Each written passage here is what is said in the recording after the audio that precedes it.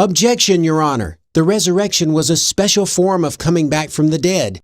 It was a permanent coming back from the dead. Unlike the miracle raisings from the dead, Paul is simply saying that Jesus was the first to be raised permanently from the dead, which would not contradict the gospel story. It's a fair enough objection, and one that I want to address immediately, so let me do that now. Even if we assume that Paul meant a resurrection from the dead to a permanent state of life, the idea still works for the Jesus myth theory in that Jesus still would have been the first to be brought back to life permanently if he had been killed at the time the world was created. But we don't have to stop here. The Greek word translated as resurrection is anastasis. If we look in a lexicon, we'll see that the main meaning of this word is a raising up, a rising, for example, from a seat. In Luke 2:34, we see the word translated as rising again, not resurrection. And Simeon blessed them and said unto Mary his mother, Behold, this child is set for the fall and rising again of many in Israel, and for a sign which shall be spoken against. To show that anastasis did not imply a dead person coming back to life, we need only find an example of the term resurrection of the dead, since if it meant a rising from the dead, adding of the dead would be redundant. It would be like saying a raising of the dead of the dead. In fact, we can find numerous examples of this in the resurrection chapter of 1 Corinthians, from the very lips of Paul himself. Now, if Christ be preached that he rose from the dead, how say some among you that there is no resurrection of the dead? Here are several other passages that use the phrase resurrection of the dead. And 1 Peter 1:3 clearly shows that even Jesus' own resurrection was not special regarding the word anastasis. Blessed be the God and Father of our Lord Jesus Christ, which according to his abundant mercy hath begotten us again unto a lively hope by the resurrection of Jesus Christ from the dead. The same phrase, resurrection from the dead, can be seen in many other passages of the New Testament. Here are just a few. If we replace the word resurrection with the word raising or rising, we get a better understanding in all cases. The word resurrection only seems to be special because most of the time in the New Testament, the translators used it when they knew the context was regarding dead people coming back to life.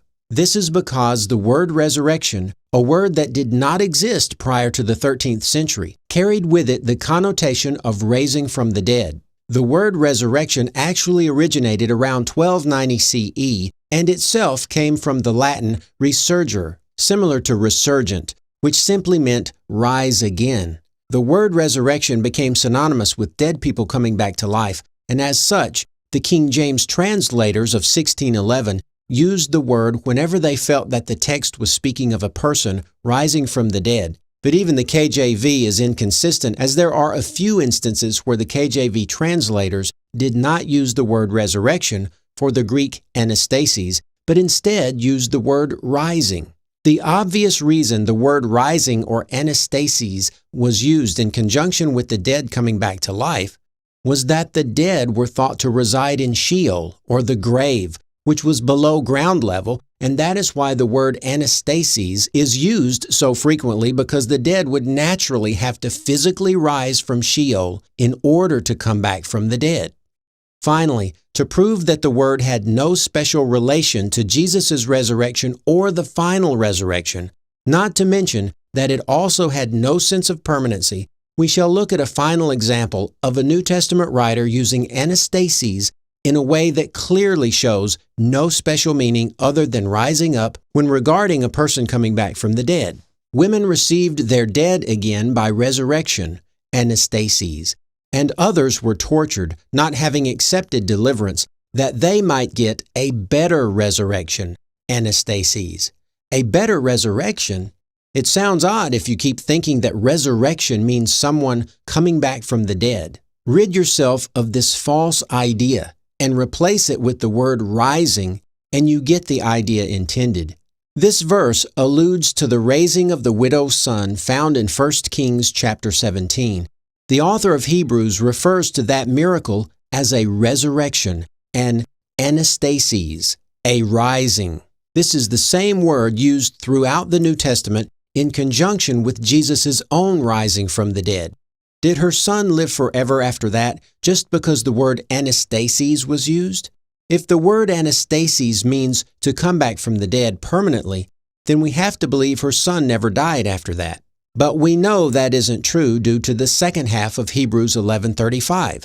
A better resurrection refers to the raising from the dead that would happen at the end of time, a permanent raising, unlike the temporary resurrection mentioned in the first half of the verse. The word translated as resurrection, anastasis, carries no connotation of permanency or any special meanings such as people coming back from the dead. It means simply a raising up. So, the objection that Paul referred to a special case of coming back from the dead when he said first fruits of the dead, or that the word resurrection meant specifically a rising from the dead into a permanent state of life, has now been thoroughly and completely dismantled. Firstborn from the dead means exactly that.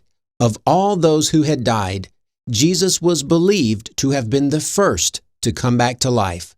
Not only that, but he was believed to be the first in everything, which only makes sense if he was crucified around the time the world was created. And the riddle that Orthodox Christianity could not answer for 1900 years, how that Jesus could be the first person to come back from the dead if he raised two people from the dead himself, has now been answered.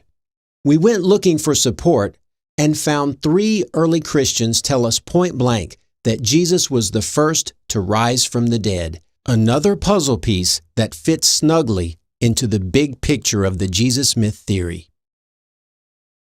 We've just seen an amazing piece of evidence that supports the Jesus myth theory. We've also answered a riddle that has perplexed Orthodox Christianity for the last 1900 years. We've answered the riddle of how Jesus could be the first person to be raised from the dead, because the Gospels tell us he wasn't. Well, now we know there are 2 distinct strands of Christianity: the Jerusalem tradition, the Christianity of Paul and the early apostles, and the Galilean tradition, the gospel version that came along later. And we've seen 3 different early Christian writers, Paul, the author of Colossians, and the author of 1 Clement, all tell us explicitly that Jesus was in fact raised from the dead before anyone else. Firstborn from the dead, first fruits of the dead. I don't think there can be any doubt about it at this point. And we've also dismantled the objection that the resurrection was something special. In fact, the Greek word anastasis simply meant a rising. It had nothing to do with the dead, and it had nothing to do with a state of being permanently risen from the dead. In the next video, we are going to answer the question of who killed Jesus. We've already seen evidence to support the idea of when Jesus was killed. Now we need to answer the question of who killed him. If he was never on earth to begin with, then who killed Jesus? We'll find out in the next video. See you then.